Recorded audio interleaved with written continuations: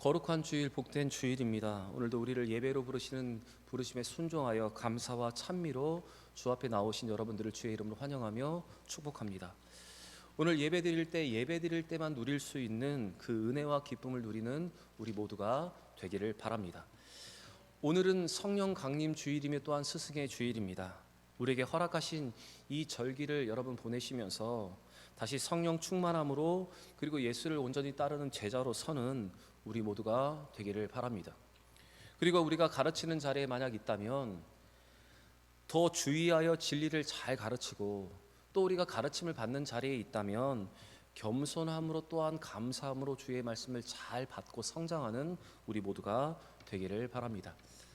지난 주일부터 강대상이 바뀌었습니다. 여러분 알고 계셨나요?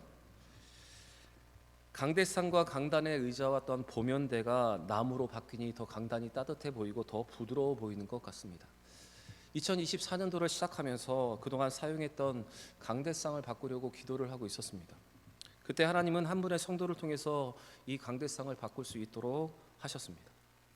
저는 이 과정을 거치면서 하나님이 우리의 필요를 아시고 또한 우리의 기도에 응답하시는 하나님이라는 사실을 다시 한번 가슴에 새겼고, 그리고 또 이 강대상을 헌물하신 분은 예배의 자리에 나올 때마다 그것이 얼마나 은혜일까 하는 생각 또한 하게 되었습니다. 여러분, 제가 담임 목사로 교회에 부임한 이후 지난 시간을 돌아보면 많은 분들의 헌신으로 교회의 모든 물건들이 바뀌고 또한 교회가 새롭게 되었습니다. 하나님은 교회가 필요한 곳이 있을 때마다 돕는 손길을 붙이셨고 교회의 모든 일들을 감당하게 하셨습니다. 그리고 그 도우심은 지금도 계속되고 있습니다. 여러분, 제가 오늘 담임 목사로서 이 자리에서 여러분에게 다시 한번 감사의 말씀을 전하고 싶습니다. 여러분 감사합니다. 여러분의 헌신과 섬김으로 교회가 새로워지고 있습니다. 그리고 우리 교회는 모양만 새로워지는 것이 아니라 믿음과 마음과 정서까지 새로워지고 있습니다. 이 새로운 변화가 계속되기를 되는 우리 교회가 되기를 바랍니다. 기왕 강대상 얘기가 나왔으니 여러분이 궁금해하시는 부분들이 있어서 제가 이 시간을 통해서 이 강대상의 이야기를 한번 하려고 합니다. 강대상 모양이 좀 특이하죠. 이렇게 좀 꺾여 있는 모양이 여러분이 평상시에 보셨던 모양은 아닌 것 같습니다. 이 강대상은 무릎을 꿇고 기도하는 모양을 디자인한 것입니다. 그래서 이렇게 꺾여 있는 모양은 기도하는 무릎을 나타냅니다. 가운데 꺾인 모양은 강단에 서는 설교자가 기도의 무릎으로 하나님께 나아가는 것이고, 반대편에 꺾여 있는 것은 여러분 회중이 예배드리러 나온 여러분들이 기도하면서 하나님 앞에 나아가는 모습을 나타내는 것입니다. 그래서 모양이 이렇게 되어 있습니다.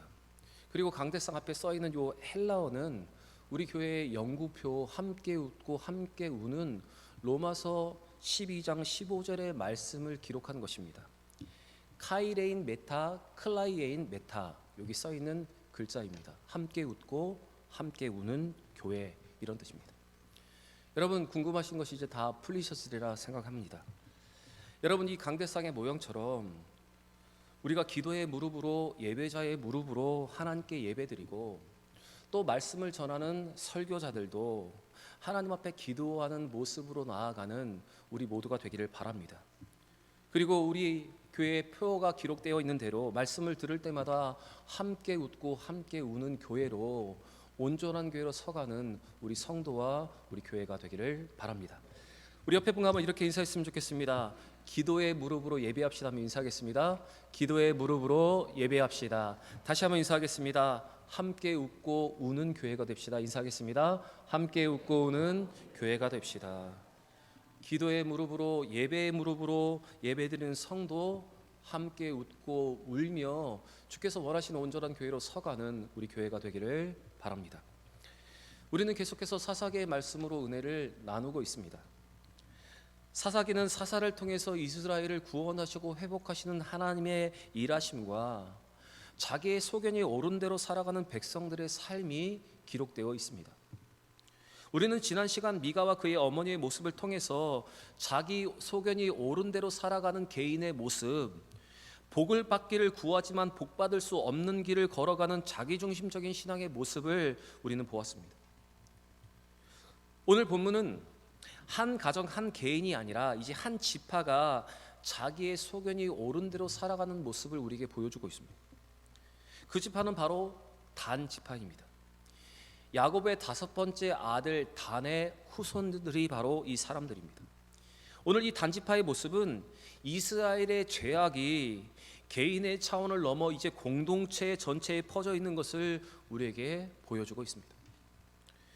단지파는 여호수아로부터 분배받은 땅은 하나도 차지하지 못하고 가나안 원주민 아모리 족속에게 밀려나 다른 곳에 거할 기업을 찾고 있었습니다.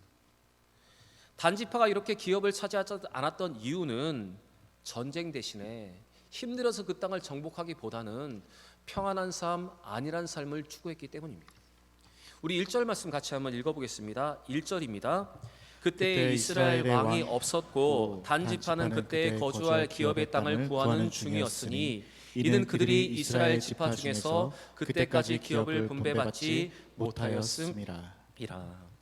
이렇게 분배받은 땅을 차지하지 못했던 단지파는 정탐꾼을 5명을 보내어 그들이 거주할 수 있는 땅을 살피게 했습니다. 이렇게 땅을 정탐하러 온 정탐꾼 5명이 미가의 집에 유숙을 하게 되었습니다. 그것이 오늘 본문 2절의 기록입니다. 그들이 미가의 집에 유숙할 때 우연히 그들은 미가의 집에 있는 미가의 제사장 레위인 청년을 만나게 됩니다. 그들은 미가의 집 신당에 들어가 레위인 청년이 한 개인의 집 제사장이 된 이유에 대해서 묻기 시작합니다. 그리고 그 사연을 듣습니다. 그것이 3절과 4절의 기록인데 3절과 4절은 제가 한번 읽겠습니다. 그들이 미가의 집에 있을 때 그 레위인 청년의 음성을 알아듣고 그리로 돌아가서 그에게 이르되 누가 너희를 이리로 인도하였으며 내가 여기서 무엇을 하며 여기서 무엇을 얻었느냐 하니 그가 그들에게 이르되 미가가 이러이러하게 나를 대접하고 나를 고용하여 나를 자기의 제사장으로 삼았느니라 하니라. 사실 이 레위인의 청년의 사연은 정상적이지 않은 것이었습니다. 레위인 청년은 돈 때문에 한 개인의 제사장이 되었고 미가는 하나님의 율법을 어기면서 그를 제사장으로 삼았습니다. 그렇기 때문에 이 정상적이지 않은 일에 대해서 들은 그들은 마땅히 돈 때문에 무당 노릇을 하고 있는 그 레위인 청년을 책망하고 또 율법을 거역한 미가의 죄에 대해서도 지적을 해야 했습니다. 하지만 그들의 모습을 보시면 그들은 이것에 대해서 아무런 말도 하지 않습니다.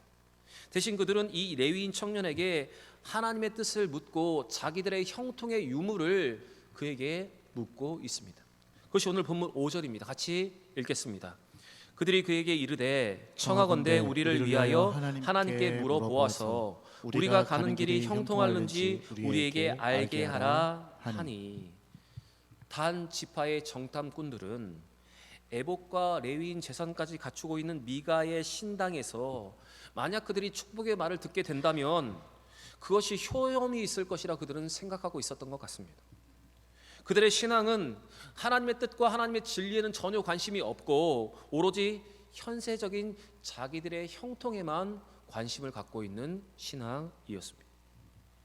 어쩌면 이 정탐꾼 5명의 행동은 단 지파의 전체적인 모습, 그들의 공동체의 모습, 그들의 잘못된 신앙에 대해서 보여주고 있는 것이었습니다. 자기의 소견이 옳은 대로 살아가는 지파, 자기중심적인 모습, 안일한 삶에 빠져서 기복적인 것만을 구하는 공동체의 모습을 우리에게 보여주고 있는 것입니다. 사사기 13장의 말씀을 보시면 1장 34절의 말씀을 보면 단지파는 분배받은 땅을 차지하지 못하고 아모리 족속에게 밀려나 산지로 쫓겨났습니다. 그들은 분배받은 땅을 차지할 엄두를 내지 못한 채 새로운 땅만 물색하고 있는 것입니다. 하나님의 명령대로 분배받은 땅을 전쟁을 통해서 차지해야 하는데도 불구하고 자기의 소견이 옳은 대로 편안한 길을 선택하고 있습니다. 지금 그들은 안일한 삶에 머무는 자기중심적인 신앙의 삶을 살아가고 있는 것이었습니다. 그리고 지금 그들은 잘못된 선택을 정당화하고 그 길이 형통할지를 무늬만 갖춘 제사장에게 묻고 있는 것이었습니다. 개인의 집에 제사장이 있는 것 자체가 말이 되지 않는데 단지파는 그 사람이 제사장이라는 이유만으로 레위인이라는 이유만으로 형통할지를 그에게 지금 묻고 있는 것이었습니다. 여러분, 그들이 만약 하나님을 제대로 섬기는 지파였다면 그들은 먼저 하나님의 명령대로 그 땅을 정복하려는 노력을 해야 했습니다. 비록 그 땅을 정복하는 것이 어렵고 힘들다 하더라도 하나님의 명령을 지키려는 노력이 그들에게 필요했습니다. 그리고 그 노력이 만약 여의치 않게 돌아갔다면 그들은 땅을 정탐하는 문제를 먼저 하나님께 묻고 하나님의 뜻을 구해야 했습니다. 그러나 그들은 중요한 결정에 앞서 하나님의 뜻을 염두에 두지 않았습니다. 하나님의 명령을 기억하지도 않았습니다. 하나님을 의지할 마음도 그들에게는 없었습니다. 그럼에도 자기들의 결정을 하나님이 축복해 주시기를 바라고 있습니다. 더 정확하게 말씀을 드리면 자기들의 결정을 하나님이 축복해 주셔서 그것이 성공할 것이라고 그들은 확신을 하고 있었던 것입니다. 이처럼 담지파에게 중요한 것은 하나님의 뜻이 아니라 자기들의 결정을 하나님이 인정해 주고 축복해 주는 것, 바로 그것이었습니다. 입으로는 하나님을 인정하는 것 같지만 삶으로는 자기들의 욕망을 우상으로 섬기고 있는 그들의 모습이 오늘 이렇게 여기에 그대로 드러나고 있습니다. 지금 그들에게 여호와 하나님은 자신들의 형통함을 위해서 필요한 존재일 뿐입니다. 때때로 성도들이 저에게 와서 고민을 상담을 합니다. 그리고 중요한 결정이 있다고 말하면서 기도해 주기를 부탁을 하십니다. 그런데 그 이야기를 잘 들어보면 이미 모든 것을 결정하고 저에게 기도를 부탁하는 것입니다. 이미 계획을 다 세워놓고 이미 그렇게 하고 있는 과정 중에 그 길이 잘 되도록, 자기가 선택한 그 길이 잘 되도록 저에게 기도를 요청하고 계신 것입니다. 처음 단계에서 하나님께 묻는 과정 속에서 기도를 요청하는 것이 아니라 기도해 보지 않고 결정한 후에 그 결정이 맞는지를 묻고 그 결정에 맞는 축복이 임하기를 저에게 구하는 것이었습니다. 우리 청년들도 저에게 기도 부탁을 합니다. 좋은 믿음의 사람을 만나게 해달라는 기도 부탁을 합니다.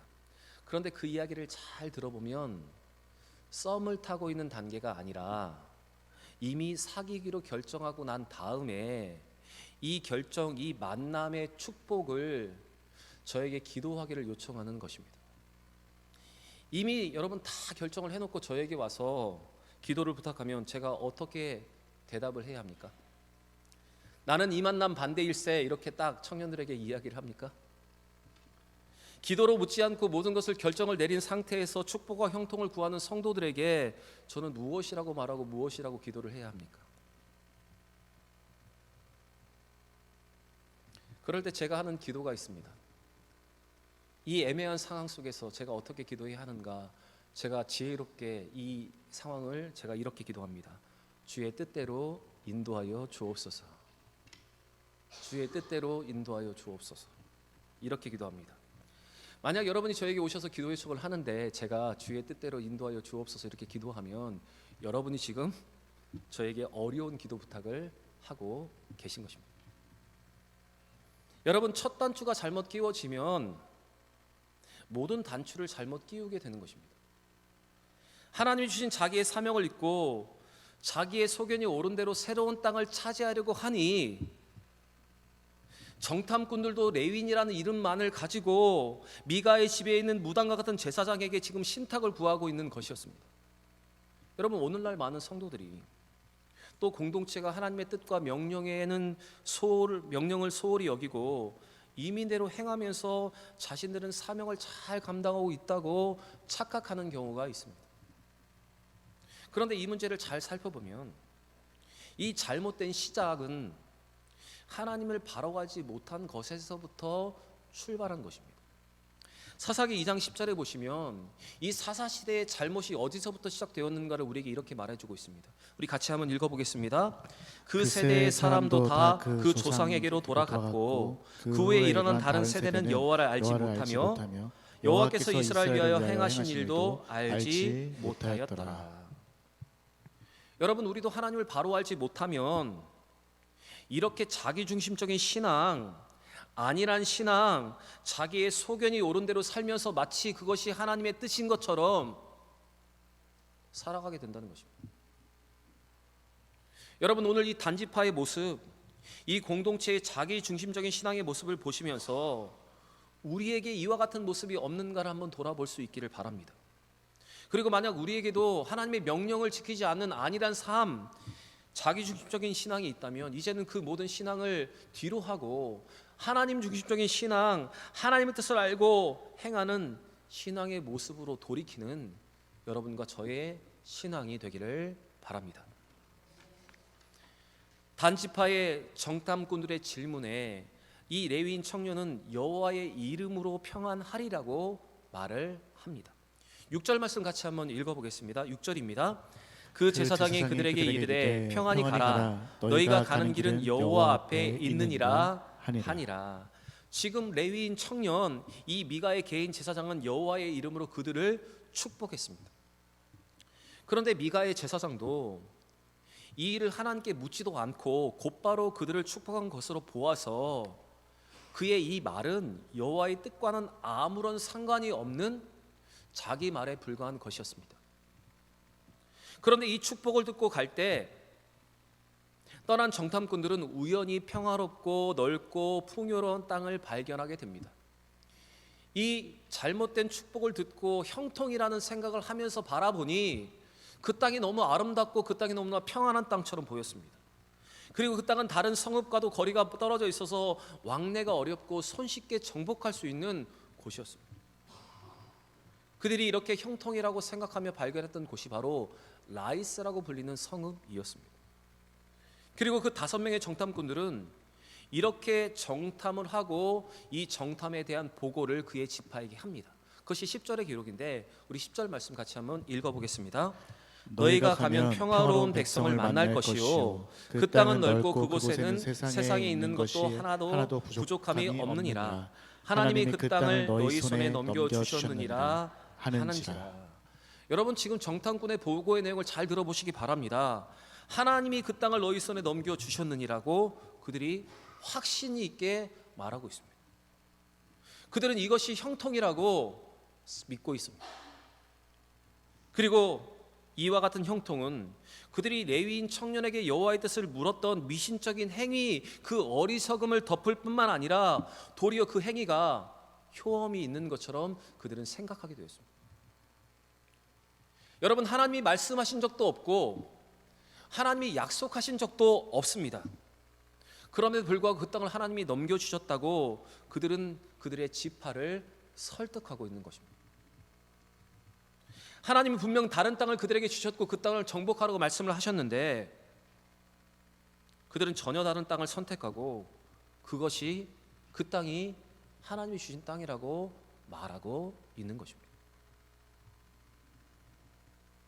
이러한 정탐꾼의 보고를 들은 단지파는 600명의 군인들을 선발해서 그 땅을 차지하도록 보내고 있습니다.